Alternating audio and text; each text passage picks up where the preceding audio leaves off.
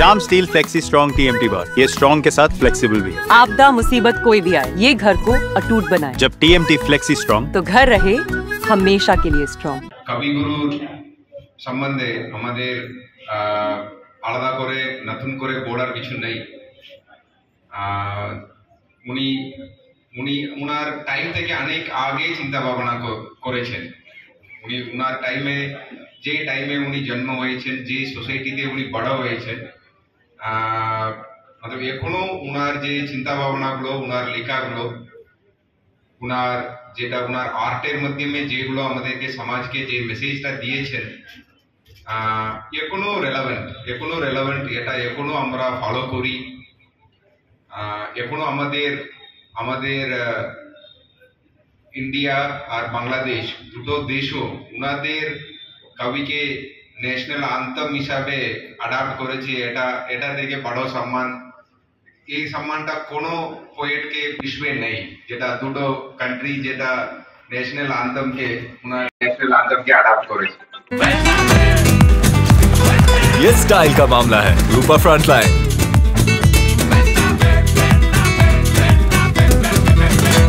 বাঙালির কাছে, পশ্চিমবঙ্গবাসীর কাছে, ভারতবাসীর কাছে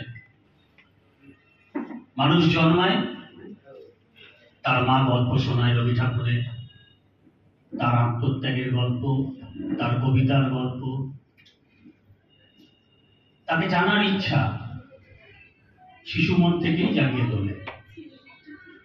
সঞ্জয় পাল সাহেবের মেয়ে কি সুন্দর একটি কবিতা আবৃত্তি করলেন। স্যার হয়তো শিখিয়ে দিয়েছে, এম সাহেব হয়তো শিখিয়ে দিয়েছে, কিন্তু তার যে বাসনা, তার যে মনের ইচ্ছাটা কি সুন্দরভাবে ব্যক্ত করলেন, এই ব্যক্তটা কিন্তু শেখাতে হয় না। এটা পশ্চিমবঙ্গে যারা জন্মগ্রহণ করে বা যারা রবীন্দ্র চর্চা করেন, তারা কিন্তু এটা জেনে যান। আমরা দেখেছি একটা বিচিত্র ক্যারেক্টারের মধ্যেখান দিয়ে ভারতবর্ষকে নতুনভাবে একটা আকৃতি রূপ দেওয়ার জন্যই হয়তো ভগবান রবি ঠাকুরকে পৃথিবীতে পাঠিয়েছিলেন। বঙ্গভঙ্গ হচ্ছে,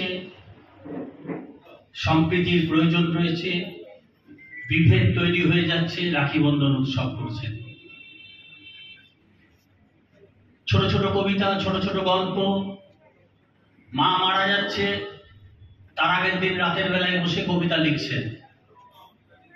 যেদিন উনি মারা যান তার 8 দিন আগে পর্যন্ত তিনি কবিতা লিখে গেছেন। কি না, ভারতবর্ষকে সমৃদ্ধ করতে হবে, বাংলা সাহিত্যকে সব স্বীকৃতি দিতে হবে। 1913 সালের গীতাঞ্জলির মধ্যেখান দিয়ে নতুনভাবে ভারতবর্ষকে দ্বিতীয়বার পরিচিত করে দিয়ে আসলেন কবিগুরু রবীন্দ্রনাথ ঠাকুর।